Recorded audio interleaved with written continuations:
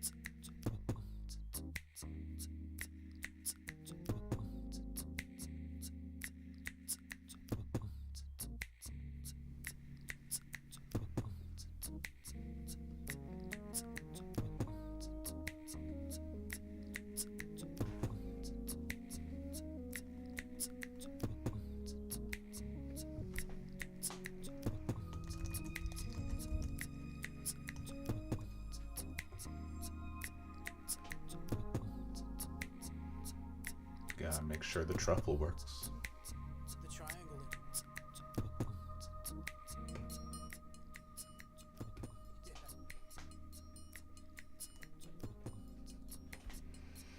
Howdy, howdy, y'all.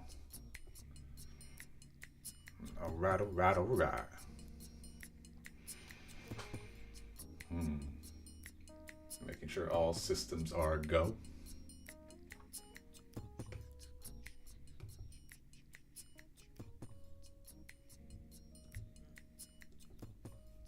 Yeah, it seemed like there we go. What's up to whoever's watching this? Yeah. Feels weird to see myself in green. I cannot talk with music in the background. I gotta turn it down real low. Alright, yeah, it feels very weird to see myself on camera in green. I typically only wear black, shades of black, maybe navy blue if I'm going out. But green, this vibrancy, it felt fitting. I used to wear a lot of bright colors. Granted, this was a long time ago in like high school, but yeah, I would. Yeah, I would wear very flamboyant, bright colors because at that time, I was the perfect age to inherit my uncle's old clothes from like the 70s and 80s. And oh, they were so good. At the peak, I was wearing like a, a white turtleneck with the leather bomber jacket. I missed that bomber jacket. Or I'd wear like these bright orange, green, red striped button down shirts. And oh, I was peacocking before it was a thing. I just noticed that the brighter the clothes I wore, the more flamboyant, the more attention all the girls gave me. It was magnificent. Absolutely magnificent. Yeah, so this is a new thing. And by new, I mean today. Because I knew I'd be on camera. Otherwise, it'd just be a black t shirt. Anyway, music off. Let's just jump straight into it. So, this is going to be a little all over the place since it's still new and I'm still forming my thoughts on it. Trying to organize them, bring them together, unify them to the infinity gauntlet. But ADHD, topic at hand today. So, the reason this has come up was a little while ago. I was talking to a friend of mine, and she was talking about uh, how did it go? Basically, she was talking about her. She just brought up her executive dysfunction as a topic of conversation with her therapist. Her executive dysfunction, one of the primary symptoms of ADHD, something that she suspects that she has, and that caught me off guard because I didn't see her as someone that has ADHD. But she didn't fit into the other category of people, which I've seen on TikTok, which is basically whiny bitches that are just like, you can't say shit about me because of my mental disorder. This thing that they're just so whiny. Even if it may come from a somewhat legitimate place, they are just whiny as fuck. Entitled whiny little fucks. But that wasn't her. She was talking about how she was sharing very sincerely how she struggles to do the things that she wants to do. Like, she'll look at the room that she has to clean, the insurance that she has to call in about, the food that she has to cook, the items on her to-do list. She'll look at them and she'll want to do them, but she just can't. For whatever reason, she just can't. And she wants to be more responsible. She wants to get her shit done, taken care of. But she said, no matter, I can't will myself to do it. I'll literally stare at the room and look at the things that I need to clean and organize, and then I just physically cannot. Something else happens and I'm just scrolling on TikTok or whatever, on Instagram. And this stuck in my head because I don't know anything. I really don't know much about ADHD, if anything at all. The only thing I know is that back in my time, there was ADD and ADHD, and now it's all just been lumped into ADHD. So I spent the past week or so diving into this. I read books, medical journals, academic journals, watched videos all on psychiatry, the DSM, the Diagnostic and Statistics Manual, and ADHD, about the history of all these items, about psychiatry, DSM, ADHD, history, current research on it, the evolution of them all. And it's so fascinating. It's so fascinating. But my head is a little jumbled right now. I have a lot of notes. What's up, Emil? Howdy, dude. I don't know why this is howdy, dude. Normally this is my toodles. I guess it's like ciao. It's hello and goodbye. Anyway, so spent the past week reading books, literature on DSM, psychiatry, ADHD, and I'm still trying. You're catching me right now as I'm working on formulating my thoughts on it all. So, and also trying to work on this format, doing it live, where having visuals, like a show and tell, visuals on screen, and my notes, because there's a lot of historical information, which is super fascinating, but my brain it's not meant for history stuff. Never was. Even stuff I'm interested in. So, yeah, we'll see how it goes. So the first thing I started with was just flow. Cooking and prepping. Very nice, dude. What are you cooking? Is it meat? Is it meat for your ass? Tell me it's meat. I'll wait.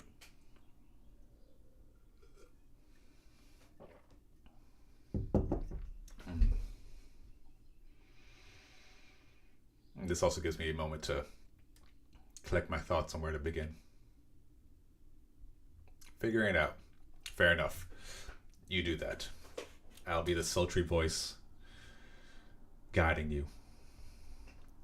Frozen samosas and rice. Fair enough. I don't see steak in there, but, do what you gotta do. And something else you're deciding. All right. Should be meat, but, you do you. So yeah, there are three main components that I've been left with after doing this stuff. One is, what's the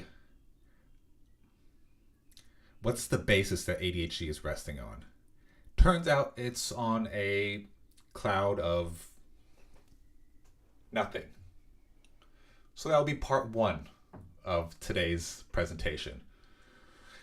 Part two, where things are at right now culturally when people talk about ADHD symptoms, how do they describe the experience themselves, and what people advise on how to address said ADHD. And then ending it off with my thoughts on it and where it goes. So that's the basic outline of how I'd like to do this, but we'll see how flows. All right, notes. Bring on the notes.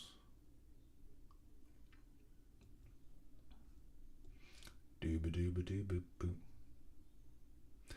All right, so first I want to start on the history of psychiatry because it is super fascinating. Super, super, super fascinating.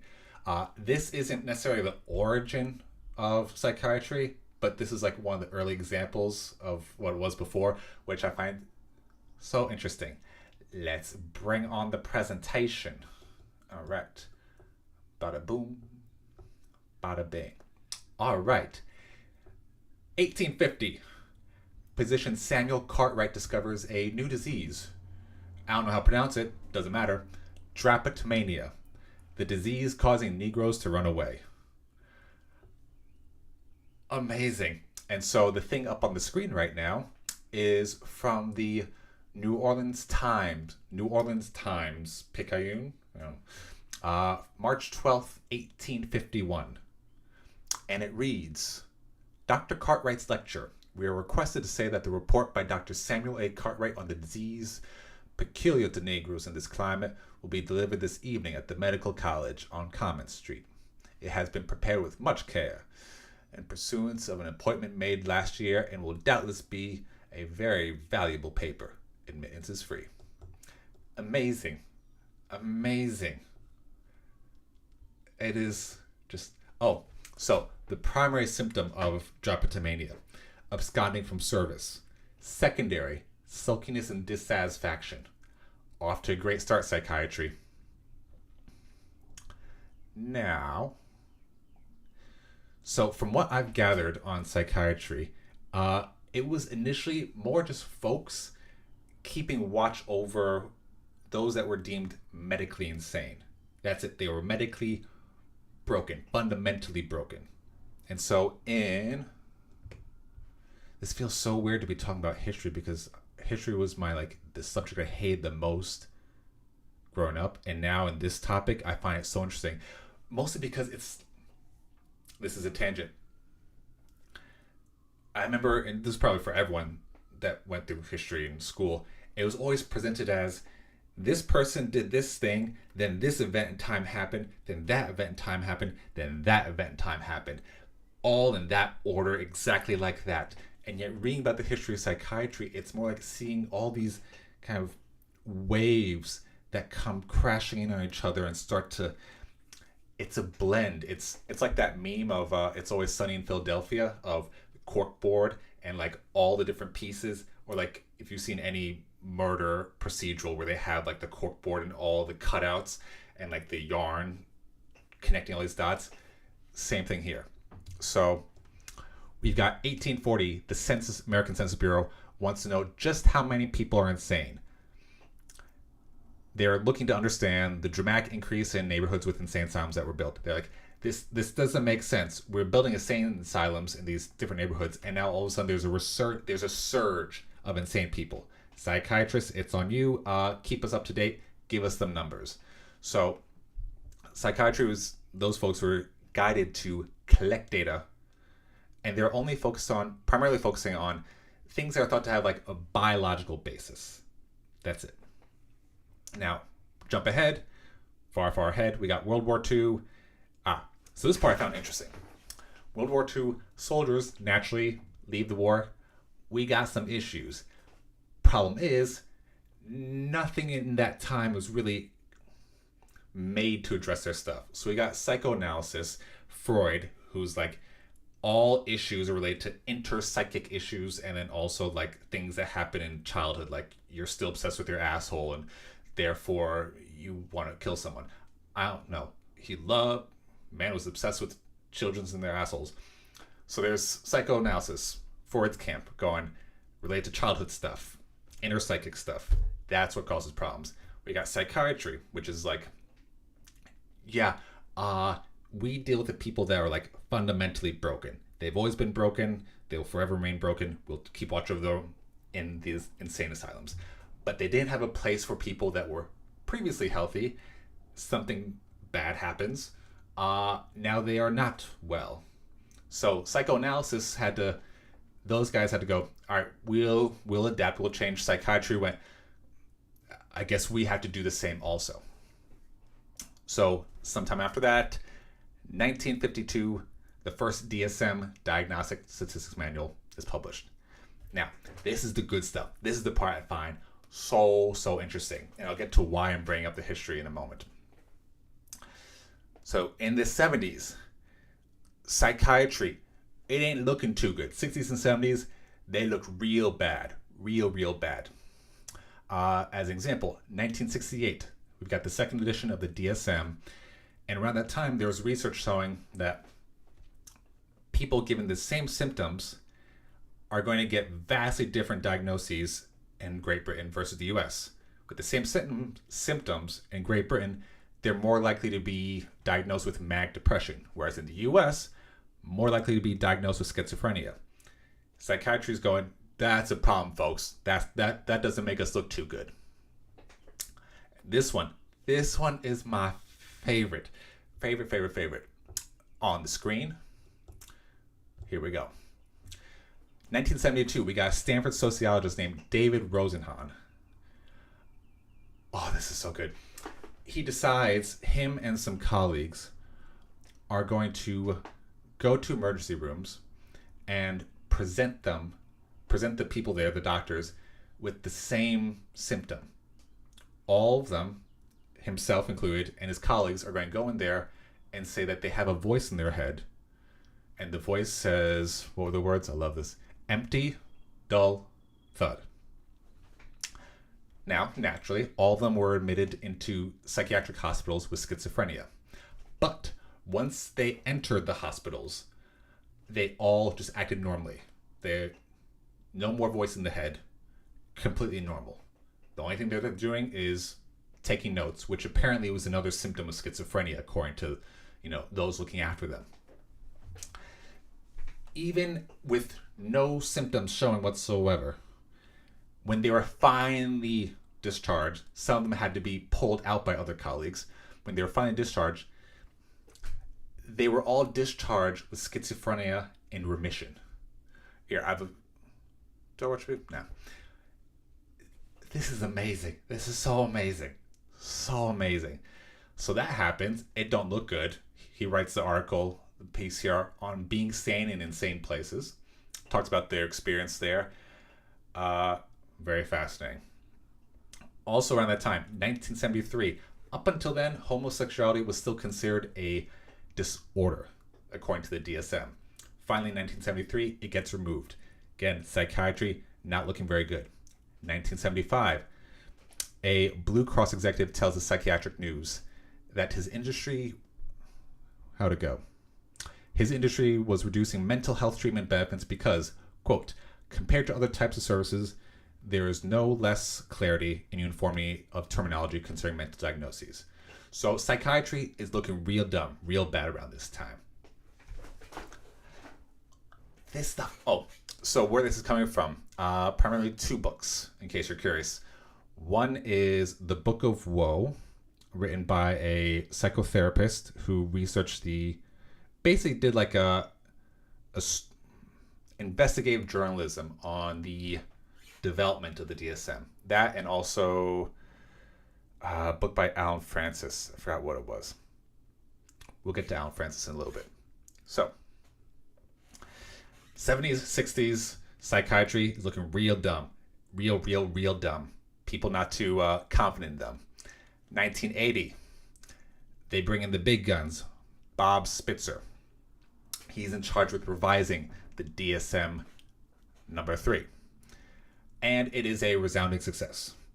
The public is more confident in psychiatry. There's more confidence within the profession itself. Wonderful. And it becomes an international bestseller book. And I quote, this is from Bob Spitzer.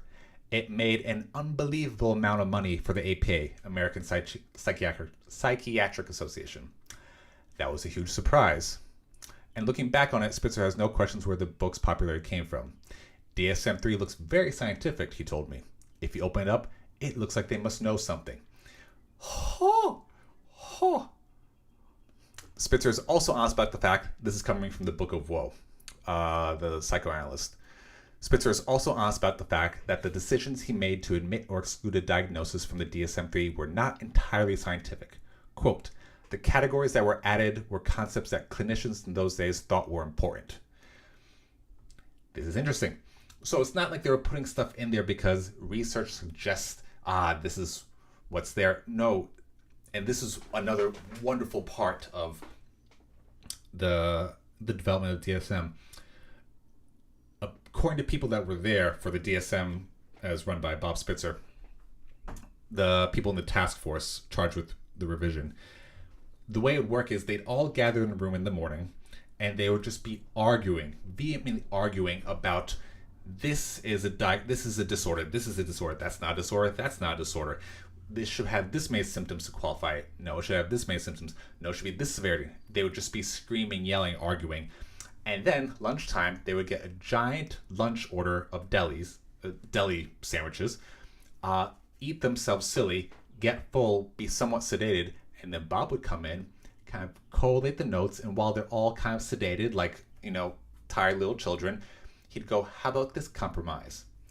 And then after that, people would pull him aside, try and make backroom deals on getting their disorders in the DSM, changing this thing.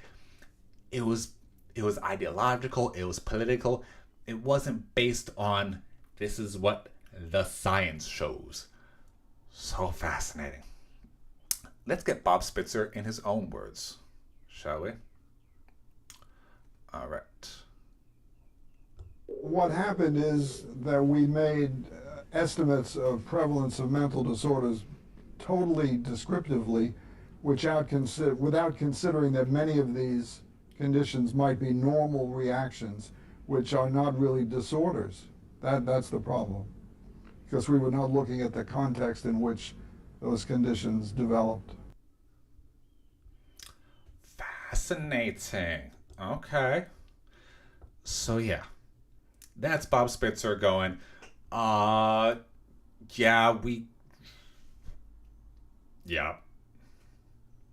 So interesting. All right. Then, and this is his predecessor, quote from his predecessor, Alan Francis, another big player in this history. Quote from him going, unexpectedly, the DSM-3 became a cultural phenomenon and has been among the best-selling books every year for the past 35 years. The explicit diagnostic criteria sparked great, perhaps too much, public interest in self-diagnosis. Psychiatric research flourished. DSM was, perhaps too influential, in education and the courts.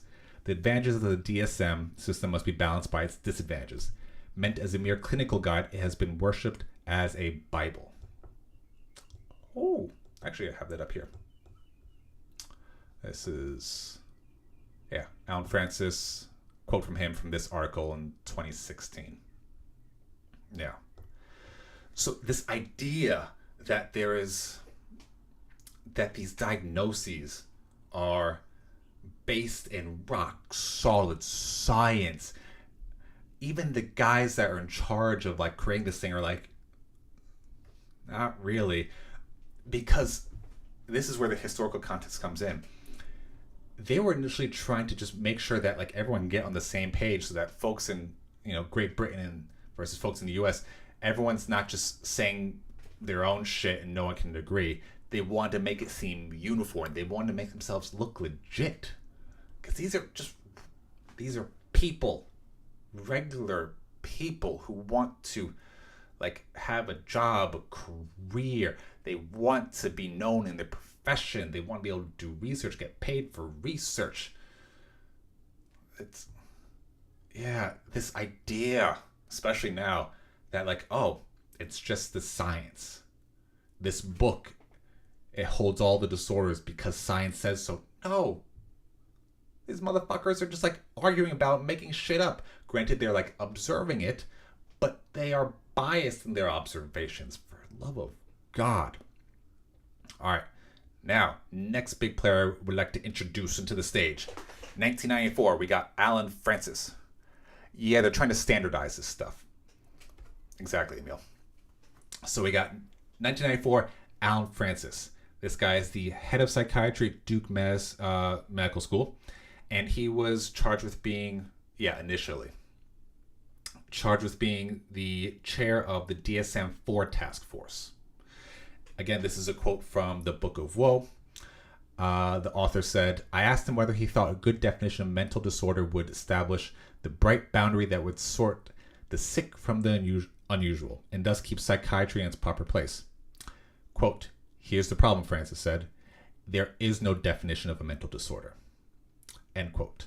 I mentioned that had stopped him from putting one into the DSM-4, or the people who were then making the DSM-5 from fiddling with it. Quote, and it's bullshit, he said. I mean, you can't define it.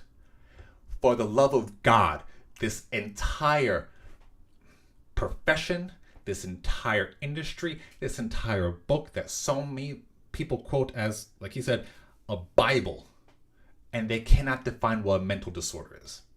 They cannot define what is healthy versus what is normal.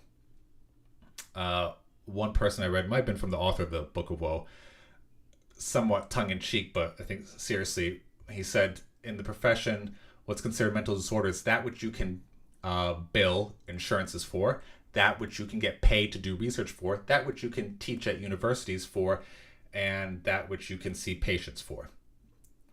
That is a mental disorder right there. But there is no definition. What makes it just normal human condition suffering, and what makes it a disorder? And again, this is where like the human element comes in. Folks in psychiatry, they're trying to legitimize themselves. So they're going, we gotta make it seem medical, not just like we're making shit up, which they kind of were.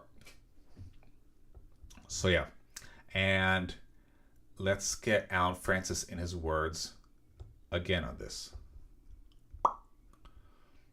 This is from 3 years ago.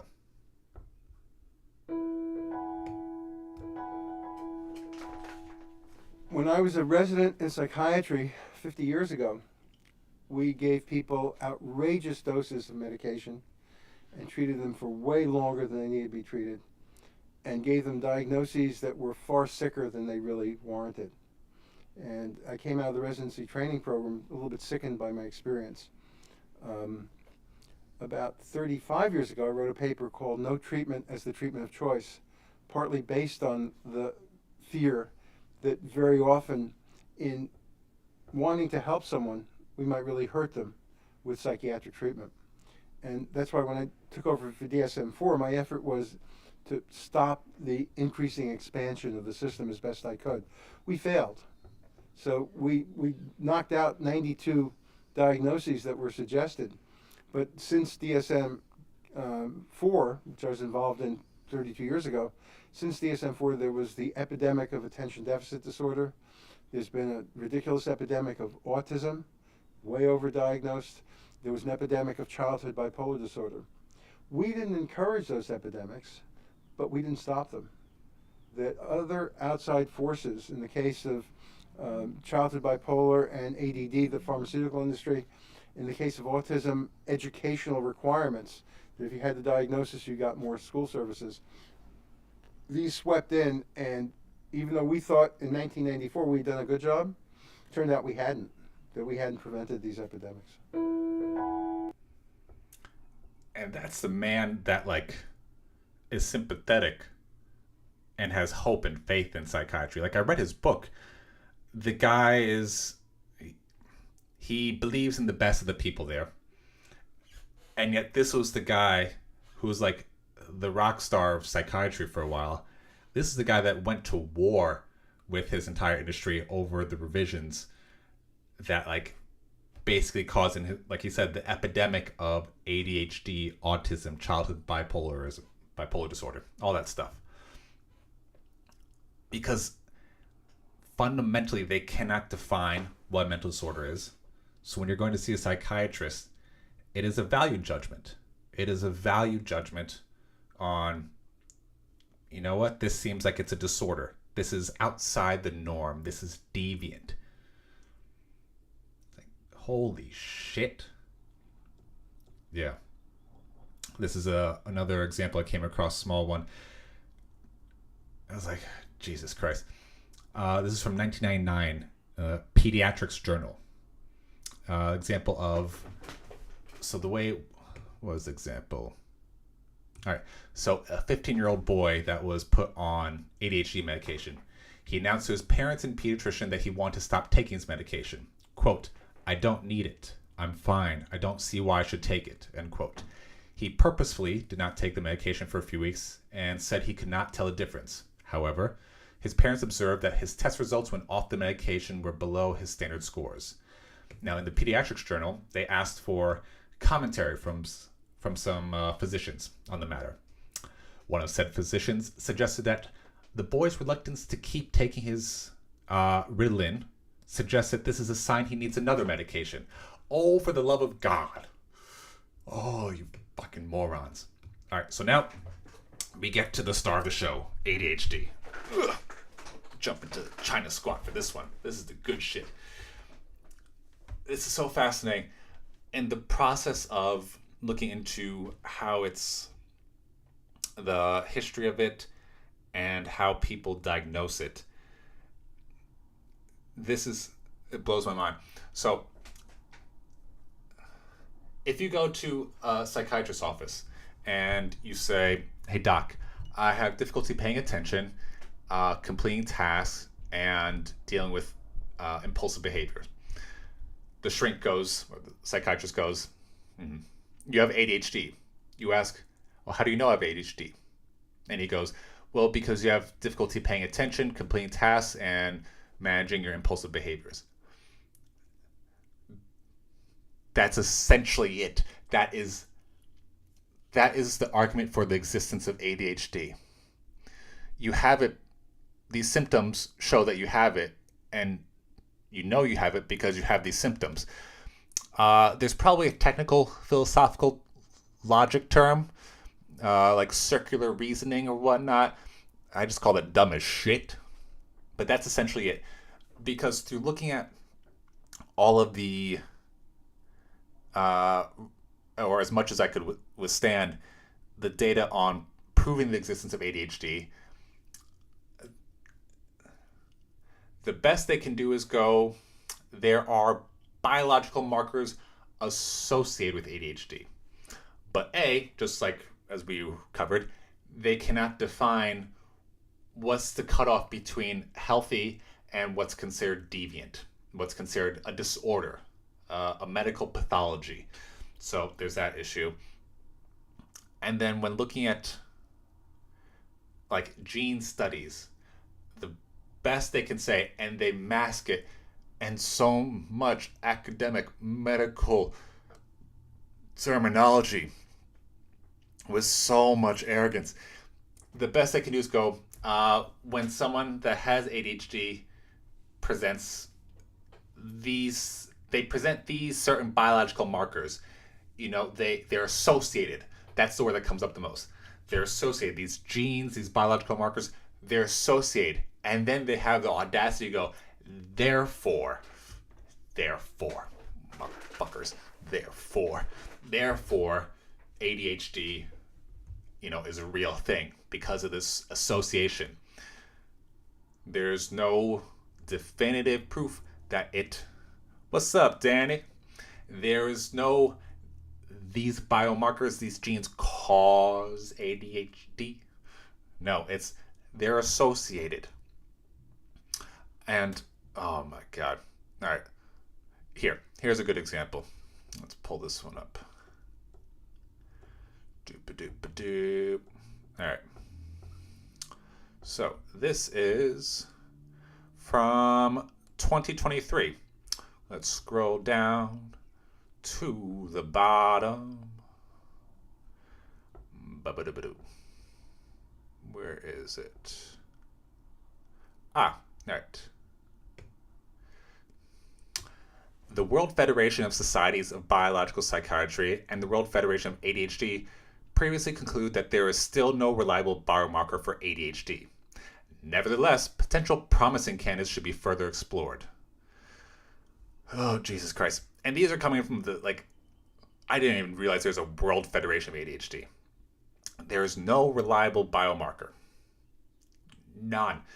And when asked, well, how do you even know it exists if there is one? The answer that's given consistently is because ADHD is a complex disease. How do you know it's a complex disease? Because we haven't found any biomarkers for it yet. Are you kidding me? Are you kidding me? Are you kidding me? We're doing this shit again? You know it's complex. It's a complex disease and disorder because you haven't found any biomarkers for it. It hasn't found any biomarkers for it because it's complex. No. So fucking stupid. Jesus fucking Christ. Yeah. Yeah.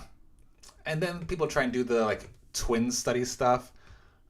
But there's like stuff against that where so evidence that adoptees as a population are more likely than non-adoptees to receive an ADHD diagnosis, the psychological scarring that many adopted children get from having been abandoned by the primary caregivers, stuff like that where it's like, it's all shaky. But yeah. I remember talking about this with my friend, and she's like, and this is amazing. There was just the assumption of like, well, there must be like, you know, even if there aren't any tests, biological tests for ADHD, there must be like a mountain of evidence conclusively stating that ADHD exists, that there is something external. There is your body, and then there's this ADHD thing in that part of your brain that makes you forget to, you know, pick up your keys as you walk out the door. No. There's mountains of money put towards research and lots of research going, we have strong evidence, strong associations, but nothing conclusive. And you know what? If we give it more time and more money, we'll find it. We're going to find it. And yet these studies, this history of psychiatry, of going, we're legit, guys, we're legit. See this book, this DSM, it's very scientific. See these studies that say strong association? All that stuff is like the genesis of what eventually down the line, through news articles and stories, eventually becomes those fabled words, studies show. And voila. Like, I remember looking at comments on YouTube of people like trying to give a very like reasonable criticisms against ADHD. Comments of people going so confidently going, yeah, no, that's just ignorant, when there are clearly studies that have identified the single gene that causes ADHD. Oh my god. The best these studies can do is go, here's a hypothesis. This is from the honest folks. We have a hypothesis. Okay? And this is what it may suggest. And yet, down the line, in the worst, dumbest, longest game of telephone, it turns into studies show. Blaming ADHD is like saying Mercury's in retrograde. Yeah. Wait until we get to the videos, Emil. The TikTok and YouTube videos on ADHD. Oh my god. This is the reasonable shit. This is the reasonable part of ADHD. The studies. Jesus Christ. Alright, so let's get to like the official DSM diagnosis. Oh, and I didn't mention, but I'm going to be focusing mostly on like adult ADHD. Because I find that pocket more interesting and a more recent development in time. So the DSM diagnosis for adult ADHD. Here we go. And this is from a giant organization that's all about ADHD. CHAD. I won't go through it. You can peruse it at your leisure if you'd like. But basically, for adult ADHD, you have to have a minimum of 5 symptoms for 6 or more months to a degree greater than others of the same age. Because that's a good marker of disorder. Are you normal? No. Must be a disorder. Symptoms must present in at least 2 settings: school, work, home, or social. It must directly interfere with or reduce the quality of functioning.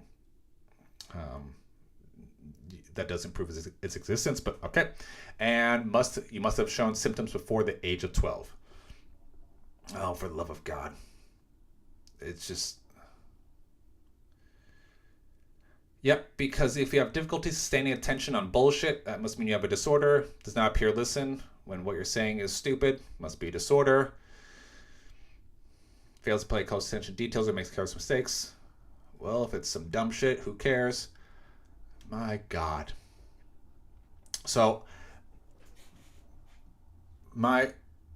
shouldn't come as a surprise. My take on this has mostly been there is contextual stuff related to what people are experiencing.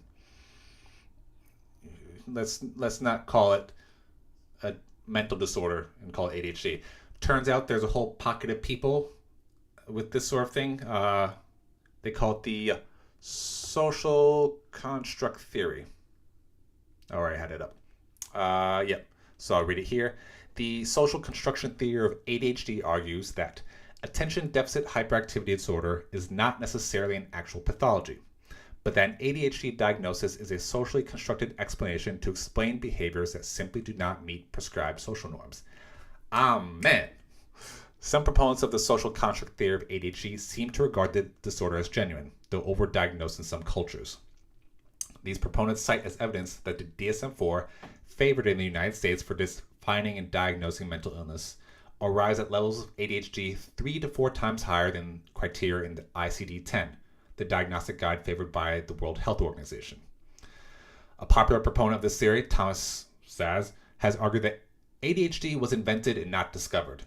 This guy, he's a fun one. Read some of his stuff in his books. Let's let him speak in his own words. Now, when school authorities tell a mother, as you already heard, that her son is sick and needs to be on drugs, how in the world is she to know that that is simply a lie? How is she to recognize that what experts now call attention deficit hyperactivity disorder is simply not a disease? Now, such a mother is not an expert in the history of psychiatry. She does not know that psychiatrists have, for hundreds of years, used diagnostic terms, so-called diagnostic terms, to stigmatize and control people. I will only give you a few dramatic examples. When black slaves in the South ran away to freedom, it wasn't that they wanted to be free. They suffered from a disease called drapetomania. From drapetes, runaway slave, and mania. I'm not making this up. This was a legitimate diagnosis, just like attention deficit disorder is. Oh, Women, half the population of mankind, of course, if they were foolish enough to rebel against domination by men, well, then they had a serious disease called hysteria, which was due to their wandering womb. Obviously. Now, none of those behaviors was ever a disease, and of course it's not a disease. But nor is attention deficit disorder a disease. No behavior or misbehavior is a disease or can be a disease. That's not what diseases are. So it doesn't matter how a child behaves. Anyway, this guy is he's a character. His books are difficult to read, say at least, but he's a fun character. So yeah. Oh my God, it's so to bring all this up is to go. It's amazing how ADHD is just considered, oh, it's just fact, it's just true. This thing, this independent thing, this thing that, regardless of whether you believe it or not, it exists. This is what's resting on. The history of psychiatry, its development, the people, the political, ideological, the financial elements that all went into this. The assumptions of what makes something a disorder. The bullshit, in their words, non-definition of mental disorder. It's good Lord. Oh, here's another clip. It's less about the video, but more the comment that I really enjoyed. Where is it? So this guy, another doctor, going, is ADHD real? He's like, yeah, maybe not. But this comment, here we are. I love it. I'm diagnosed with ADHD, and I think it's fake. I'm just more active. I need regular workout, then I'm fine. We live in a sick world. We're not sick. Hell yeah, Quebec San. Shit, laying the smack down. And of course, the top comment is, I know I have ADHD. Oh Lord. Oh Lord. Oh Lord. So, this goes into the part that I enjoy the most, and it's endlessly fascinating, which is how people nowadays describe it. You know, the put a finger down if, you forget your keys every time you walk out the door. But all that TikTok stuff, YouTube stuff, I wanted to get a sense of like how people are actually describing it, and it's fascinating. So let's do this. All right, let me close out some tabs. I've got like 15 up right now. Good Lord. Bam. I got 1, 2, 3, 4. All right. Here we go. 6 signs you may have ADHD as an adult. This one. I hear them whispering about the places that you've been and how you don't know how to. I don't need that music. Picking your skin. Okay. Ghosting of friends. Headphones to block out distracting sounds. Preferring adventure vacations. Always wanting to start your own business because of all the great ideas. Oh, good Lord. Oh, good Lord. This guy's whole channel is about ADHD. So it turns out, guys, this is the exclusive. I must have ADHD because I pick at my skin.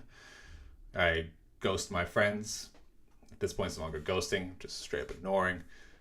I have brilliant ideas. All right. Wonderful. This is a great start. This is looking promising. This is a popular video on signs you may have ADHD. Fuck me. Now, this next one I actually enjoyed. All right. Still not had anything. So this is the ADHD simulator. This is what 2 minutes inside my brain feels like. Today, so let's get that done really quick. What's this? Okay, Olivia, please clean the kitchen. Okay, I can do that. Let's make sure the task board is updated. Yay, kitchen. Perfect. Okay, let's do the dishes first. Once I put those in the dishwasher, most of the work will be over. Yay, right, let's open this up. Gross. Those are still dirty. I never turned the dishwasher on yesterday. They're so nice. Okay, let's close this, start it, and we'll just hand wash the other dishes. I hate hand washing. Okay, so if I want to hand wash, I need the drying rack. Where did I put the drying rack? You're so irresponsible, you never put anything back in its place. Okay, well I need to clear this stuff off before I can put the drying rack there, so let's put those away. I thought I found a person that I drink water today. Why did I only grab one thing? Like this pasta. This cabinet is a mess. I think half this stuff is expired. If I want any of this stuff to fit, I'm gonna have to clean out the cabinet. So much work. Let's just do that first. Really good that I forgot garbage bags last time I was at the grocery store. Shouldn't even be surprised. Well, I'm going to have to go and do that first. So where are my keys? Keys.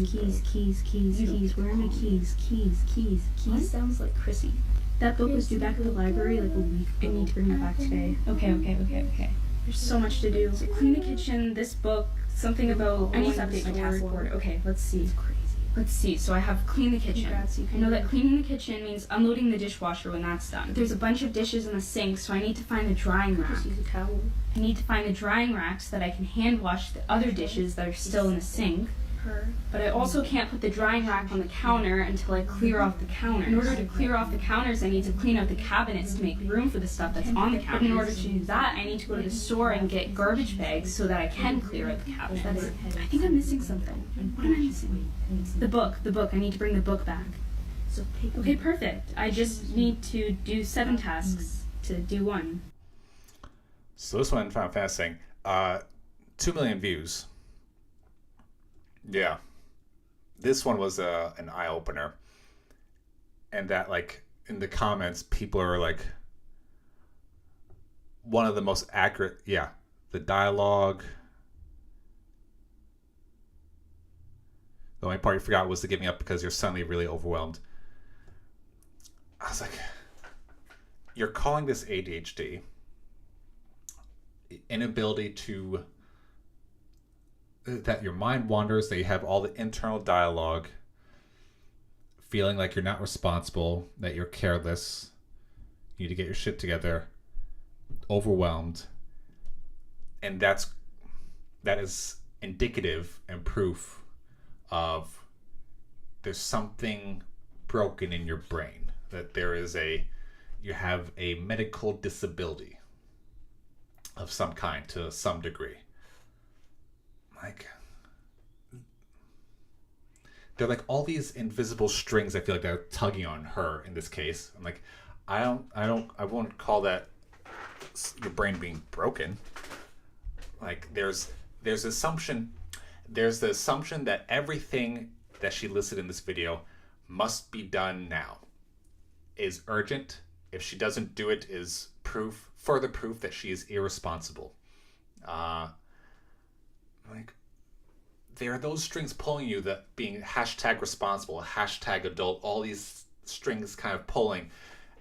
And she's going, that's just ADHD. There's this assumption, and like, we'll have more videos like this, in these videos of people going, all these things that I feel like I have to do are valid. Like, that's the constant. That's just the assumed normal. That's right.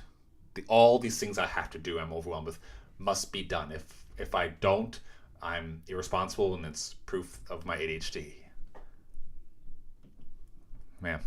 All right. Next one. I might look like a perfectly well-functioning person who's relatively successful, but guess what? I have ADHD, and it really affects me sometimes. One of the ways that ADHD really affects me is that if I'm in a situation where I can see a lot of things that need to be done, and also I'm having thoughts about a lot of other things that need to be done, it can be extremely overwhelming. And then I start on one thing and I start doing it, and then I'm like, oh no, but now I see another thing that I need to do, or I think of another thing that I need to do, and I'm being dragged in different directions. So actually what can happen here is that nothing gets done because I get so distracted, and then I come back and I'm like, oh, I didn't even finish that thing. So over time and with life experience, I've had to become extremely disciplined and persuade myself to focus, to stay on task, even when it gets boring, just so I can actually finish something and get something done. So again, it's the same thing of just assuming all the things that she needs to get done they must get done. They are vital. They must get done. There's this underlying assumption in all this stuff that it must get done. Odds are they don't. But I can already imagine making that argument.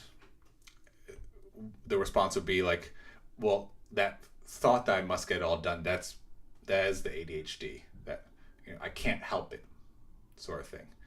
Now, this next video we'll just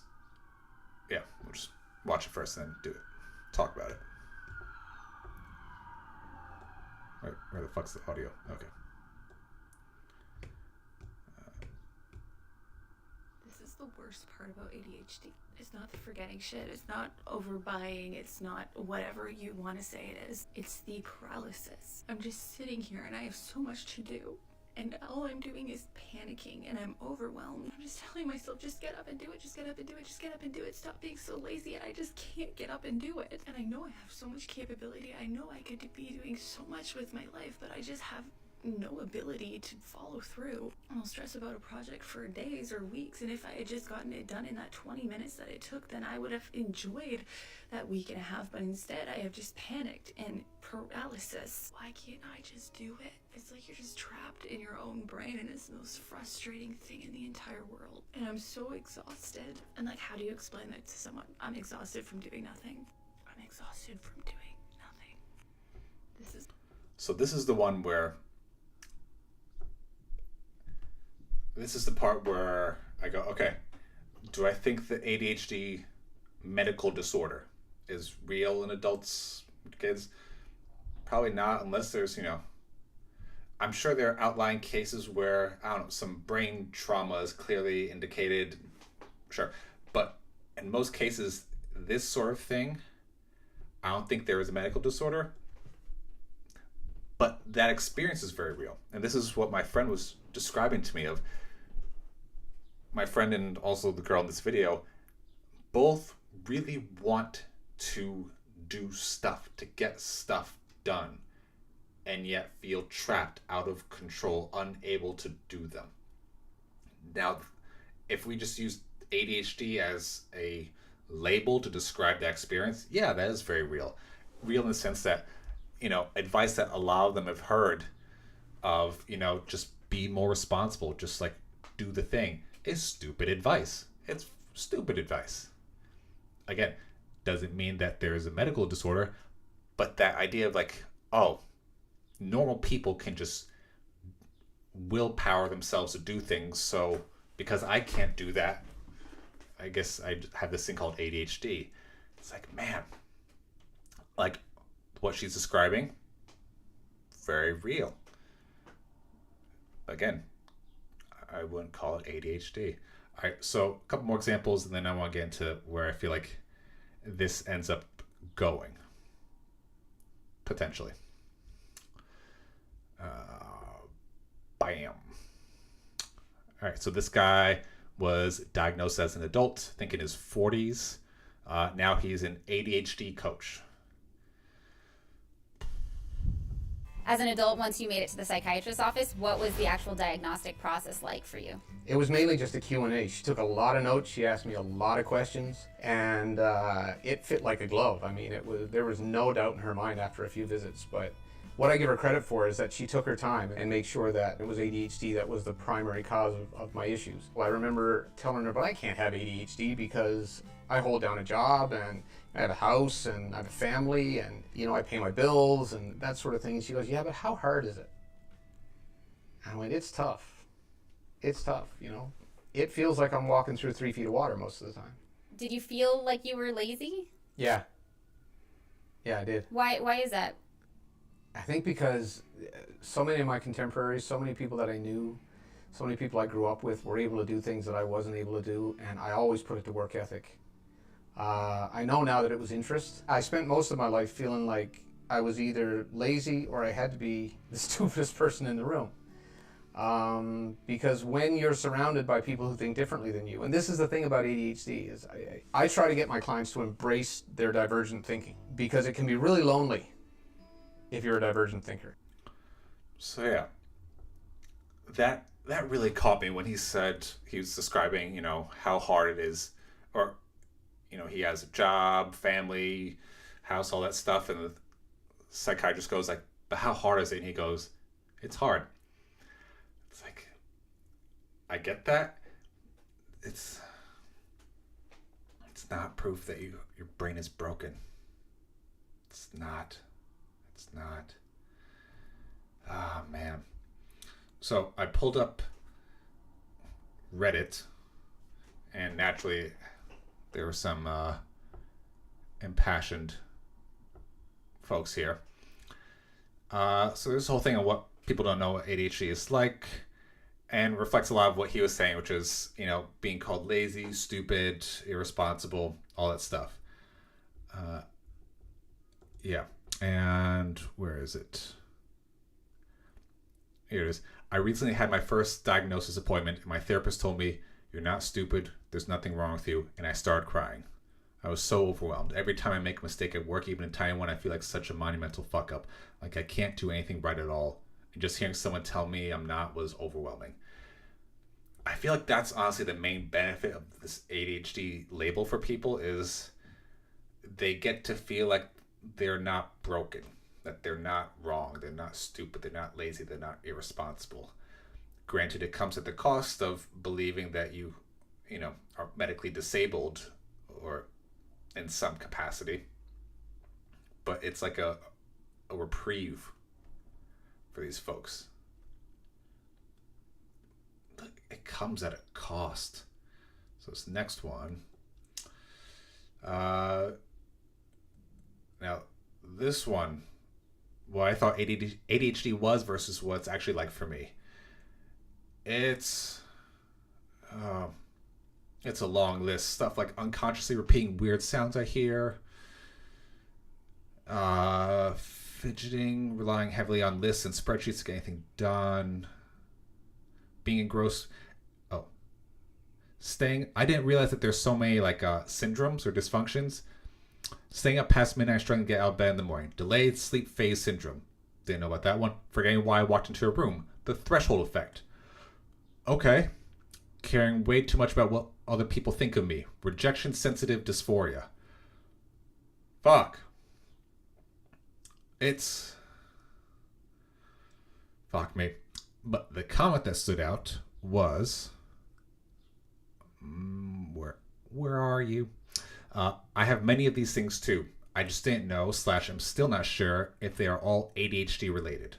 Like, what are other people like then? I mean, I know some of it has to do with ADHD, but I also know that everyone has struggles. Maybe theirs are just different. How much of this stuff can be explained by ADHD? How much by my personality? How much by just being human? I honestly don't know. I was like, oh, please hold on to that. Please, please, please hold on to that. Because that's the way it's now coming across in like all these TikTok videos and YouTube videos I've seen, which is ADHD is just the catch-all reason why they struggle, and that's just the way things are going to be. This is just the way things are always going to be. That's it. And you can't say shit about me because it's not my fault. All right? I can't help it. All right. All right. All right. Yeah. It's... Yeah. Man. It's unfortunate that, like, in order for people to feel like they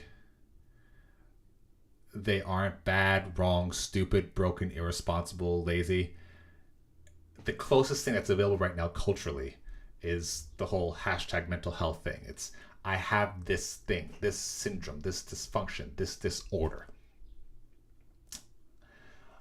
And then, you know, just believing that's just always going to be the case. I know, Danny. Didn't realize how much of a gibberish soup that whole category is. Everything kind of, so it's like, take anything and label it as that. It really is. So before, when I was still on TikTok a few years ago, it was everyone has ADHD and general anxiety disorder. Now apparently everyone has ADHD and autism. And general anxiety disorder, that's just the basic, that's just the baseline. That's just the starting point. Everyone has anxiety. But it's ADHD, autism, and I forget something else. Oh, and the new things are emotional dysregulation.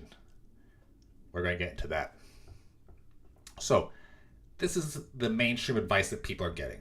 We'll start with Reddit again, the beacon of all knowledge. This is in the ADHD subreddit, pinned in there, as I went through 700 Reddit comments and collected 131 ADHD pro tips. Yep. Emotional dysregulation, what the fuck? I know, Danny. I know. And this is a mega long list. Where should... Which what would be good? Here, we'll do getting things done. If you have an Android, put widget from your to-do list app on your home screen so it's the first thing you see. I'm getting overwhelmed right now. It might be my ADHD kicking in that I can't focus on one of these tips that will help me. Change your alarm sound / timer sounds frequently, but use alarms and timers as much as possible. Okay. Reward yourself when you get things done. Positive reinforcement is good and you'll feel like you're getting more things done. Emotional dysregulation. Right there. Brain dump in a notebook by your bed every night. Don't feel bad about slacking at school / work. You'll get better as you learn more strategies for coping with ADHD. Things get better. Thanks.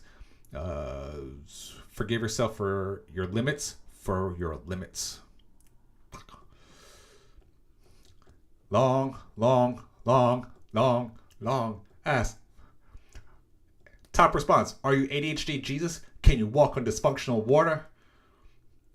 Oh my god. This is very, very nice. Saved as well. Will take me at least 5 days to go through. This should be the top post of all in this sub. Oh my god. It's like, okay, so you're overwhelmed with all the things that you need to do in life. So much that you need to do and take care of, and you feel irresponsible for not doing them. So to help you take care of all things that you need to get done and you're overwhelmed with, here's a list of 700 tips to help you sort through all the things that you're overwhelmed with. Just work through all 700, and then once you're done and you've integrated them into your daily life, into routines, then you'll be crushing it. You'll have your ADHD in check. Holy fucking shit, guys. All right, now onto the TikTok. There were too many stupid ass ones, so I wanted to find the reasonable ones, the reasonable TikTok advice videos. And there was one that was seemed like, okay, fine. Start with you. Give me sound. If you have ADHD and things feel compulsive, like I am compulsively avoiding this task, I don't want to, I'm not consciously choosing to avoid this, I literally have no choice. Or I compulsively react to urgent thoughts, like I have a thought, I literally have to go do it.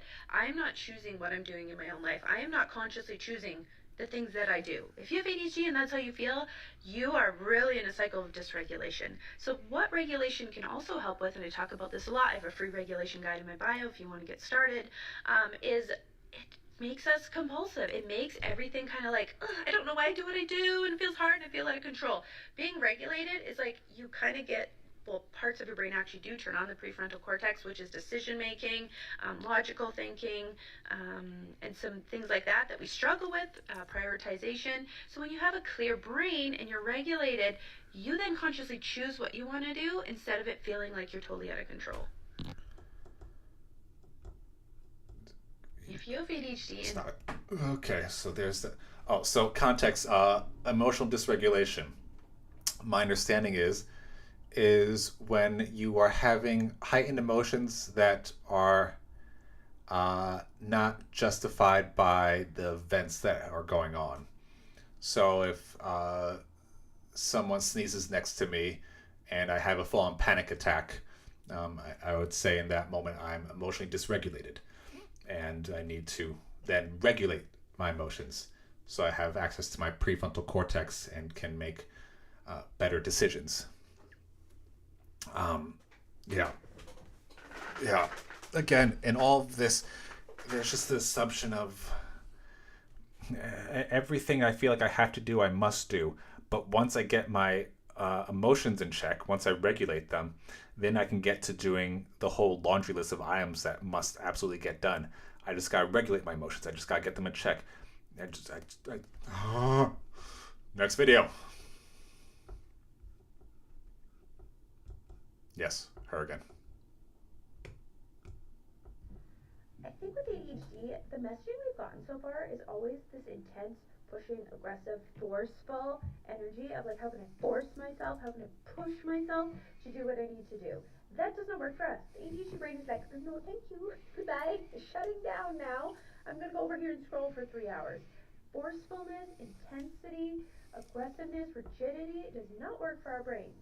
It might be what we've been taught, typically it's neurotypical people giving you advice, but that's not going to work. What works for our ADHD brain is slowing down, taking the pressure off, having it be more enjoyable, and then the brain opens up to like, okay, that's not horrible, I could probably work at that. So when you're thinking, how do I force myself to work at my job, I want you to rethink, like, how can I make my work more enjoyable? How can I make the way I show up different? And I definitely recommend regulation. I have a free guide in my bio about how you can start doing this. Yeah, okay. Yep, so it's just assumed if you don't want to work at your job and focus, You're emotionally dysregulated. Find joy in it. Get to that hashtag mental health bliss, and all will be well. Again, it's this assumption that like the external world, okay, good. What other people doing? Solid. And you just gotta regulate your emotions so you can do all the bullshit. The bullshit and the work and the to-do list, not at fault here. It's the ADHD. It's the ADHD and the emotional dysregulation and the executive dysfunctioning that is causing your inability to look at spreadsheets for 8 hours. That's the real culprit. Because if you were neurotypical, not neurodivergent, if you were neurotypical, you'd be able to sit down and look at spreadsheets for 8 to 10 hours every day and have no problems with it whatsoever. You would just do it. You would just do it. You would just do it. You would just, for the love of God. All right. I think that's enough of the presentations. Christ almighty. All right. So now we're actually staying on this. And this is the part that I've been trying to like sort through, which is clearly I do not believe that these people have a mental disorder, that there is something neurologically broken, malfunctioning in the brain. Like, sure, I believe that they feel stupid and lazy and deviant, but that it is still within the normal human range of biology and behaviors. I would say right now ADHD is kind of just a catch-all. ADHD is a safe house, an in-between home for sensitive people. I was trying to think of a better word, but sensitive is the best word I can come up with that would make sense to folks. It's folks that are highly attuned to the environment. And by environment, I mean expectations from family, from work, from friends, from culture at large, sensitive to it all, taking it all in, just absorbing everything from the outside world in, constantly absorbing. And there's no filter, there's no stopping. It's just constantly absorbing. I'm supposed to do all these things. I'm supposed to be this person. I'm supposed to be responsible like other people, be an adult like other people. I'm supposed to be able to accomplish these things. I'm supposed to just get this shit done. I'm just supposed to do it. I'm just supposed to.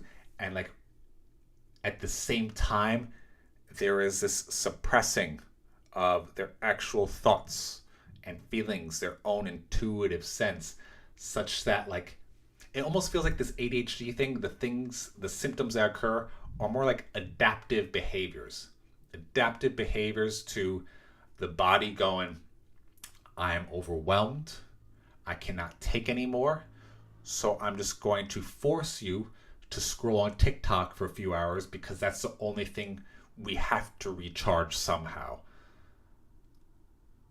Like, I guess that's the best way I can frame it, is sensitive folks that are just absorbing the whole world at large. So stuff like forgetting things, shutting down and tuning out, nonstop internal chatter and emotions, that just feels like body going, shut the fuck up, sit the fuck down. Like here's the backlog of emotions and thoughts that you won't attend to, that we're trying to wake your dumbass up to, but you won't give us the time of day because you have a laundry list of 15 items of stupid shit to do. That's what it feels like it is. Like, and I know I'm, making fun of the culture of it, but like the experience of it, very real. And like this is the closest safe house for people to access right now. The intuitive folks, the sensitive folks, the creative folks that are trying to like play the game like everyone else, and yet it's just assumed that the game is normal and all the other players are normal and they're the deviant ones. Like, no. in a world where success is determined by how many pineapples you can find and shove up your ass, the ADHD folks are going, I don't know why, I just can't get myself to shove up another pineapple up my ass. I just feel so bad and lazy and irresponsible. How come other people are able to shove up more pineapples up their ass, more and faster up their ass? But I'm still like struggling with just one, and I can't. I don't know why. It's like, and the ADHD label is the only one publicly available that goes, you know what? It's okay to give yourself time until you shove the next pineapple up your ass. All right? You know, maybe you can get some lube. Like, you're just different. Your asshole's different. It needs a little more care. So it's okay. Take your time. You know, get some music. Tune out the rest of the people aggressively shoving pineapples up their ass, and you'll get there. You know what? You're just different. Your brain works differently. Your asshole works differently. There's no context in any of this of like, no, I'm not supposed to shove pineapples up my ass. I'm not the sick one. Nah, y'all the sick motherfuckers shoving, you know, spiky pineapples up your assholes. It's like, oh my God. So there's that. There's a sensitivity, and also the other common factor seems to be this giant heaviness, this weight of being #responsible. I have to be responsible. I have to accomplish stuff. Like, there's always more you need to do to succeed, to be okay, to be safe. And the thought process is always like, why can't I accomplish what other people do? What other people are able to?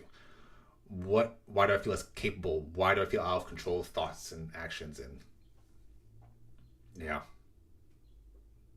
it's just again, it's a shame that like ADHD's most readily available salve, safety net, in between house, safe house for them. So yeah, looking through my notes because I'm still trying to like, I've been trying to process where this actually goes. So the benefit of it.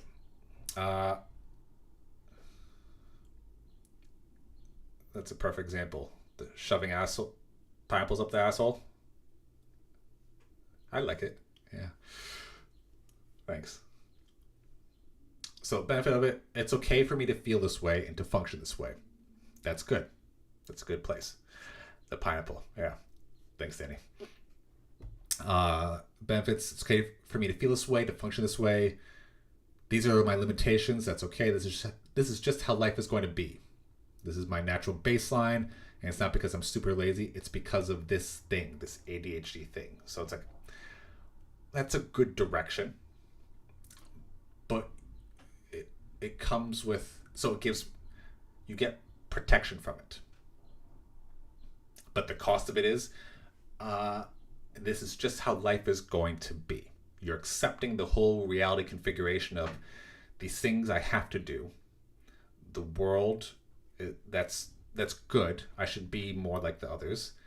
And this struggle is always like the ADHD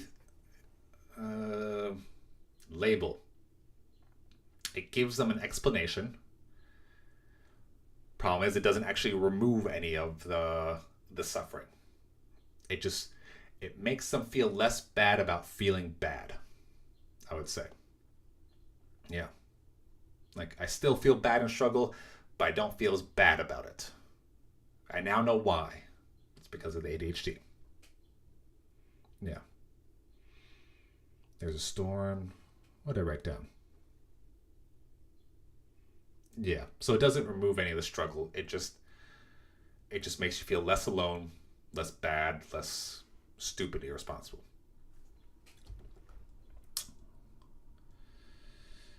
What else? Reality configuration. Yeah, you're accepting all the beliefs that come with it. The entire reality configuration comes with it. Yeah, that we are trying to do is ideal. It's just assumed. All right. So this is the part I was trying to figure out. Ugh. Chinaman squat.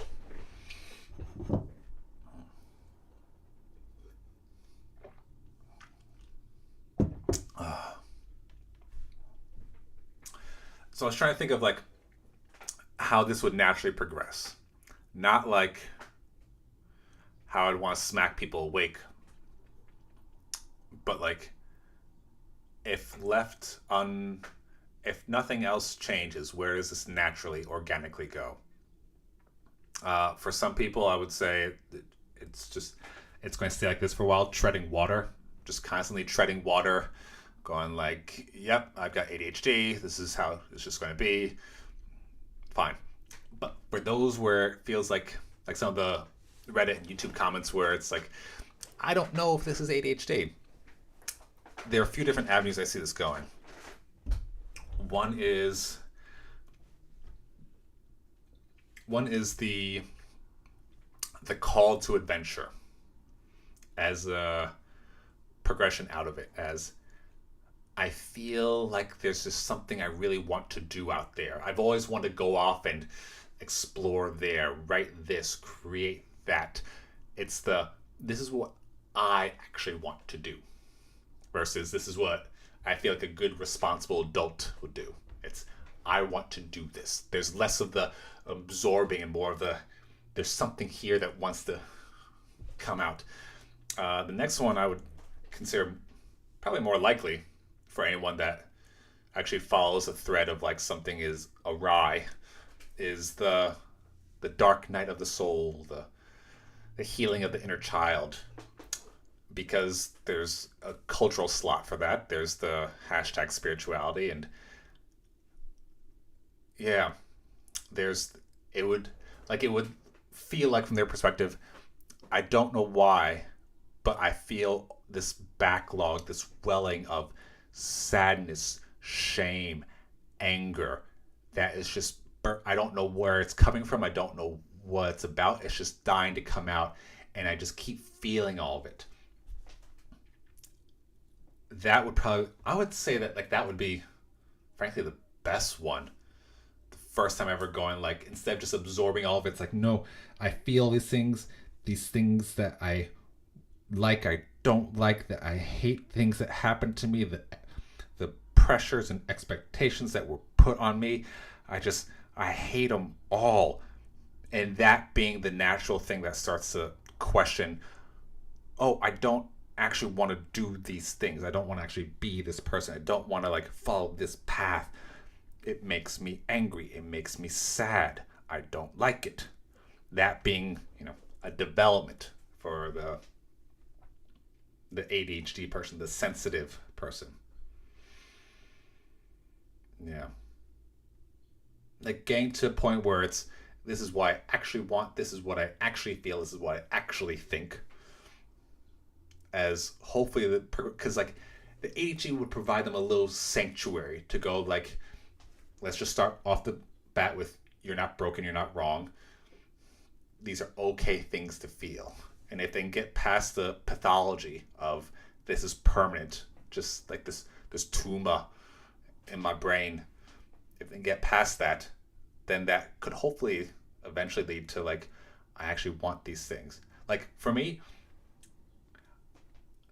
I would say the end game is, I'm right, fuck you, life is hard.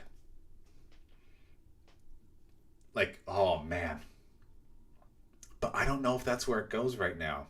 Because right now, the whole hashtag mental health, like this is where I'm imagining the closest culturally available pockets that people can go to. The cult adventure, I just want to go off and travel the world. That makes sense to people.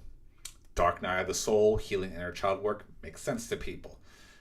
So those are available. I just don't know if people go there, because right now the whole hashtag mental health thing, it's very cozy. It's very cozy. Like, it's this pocket going, there's nothing wrong with you. It's just your rejection sensitivity dysphoria. There's nothing wrong with you. It's just the threshold effect. There's nothing wrong with you. It's just the neurodivergent emotional dysregulation. It can be comfortable to just hang out there. So I don't know. I don't know what would kick people out of that, because it's a safe space right now. But yeah. So those are my thoughts on the ADHD. Yeah, on the ADHD, the DSM, psychiatry. I find it so fascinating that psychiatry is just like, it's built on nothing. It's built on nothing. It's built on people wanting to have a career, job, to be recognized, to get their name in a diagnostic statistics manual, that want to get funding for their research, that want to get praise, to get good teaching jobs, good practices. Yeah, it's not built in anything. And the proof of these disorders is the symptoms, and because that sound logic. Yep. Yeah, it's fascinating. The history of it's very fascinating. Just seeing that it's built on nothing really, but with enough media attention and enough pharmaceutical money, it just turns into fact for people. It's just established truth. It is an axiom of truth that ADHD exists, whether you believe it or not. Yeah. What's interesting is that, like, reading different accounts of the psychiatrists that were involved in the revisions of the DSM manual, this is one of the fears that they had. Was, I had to look up this word, reification, making concepts or ideas into concrete reality. What were once clinical ideas just to make it easier to diagnose people, to have a common language, turned into just hard truth for people. So, very fascinating. And it happened. Yeah.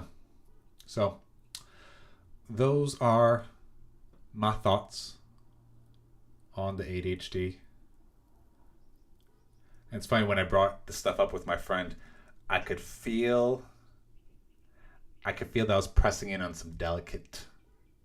It felt delicate. Like, oh, she doesn't want me pressing in on this. It's sensitive. It feels like you're attacking me. So I was venturing into those waters. Like, huh. Interesting. Yeah. So I don't know. Let's see where this goes. Anyway, I think I'll wrap it up there. Thanks for hanging out, Danny and Emil. Emil, I hope your dinner of samosas, rice, and whatever the final item you were deciding on, meat, was delicious. Yeah, this was cool. I kind of dig this format of having some media, some show and tell sort of presentations in the background. Yeah. All right. Well, that's it. I'm about to go play some Fortnite and look real dumb in the process. Incremental progress. All right. Toodles, y'all. Bye.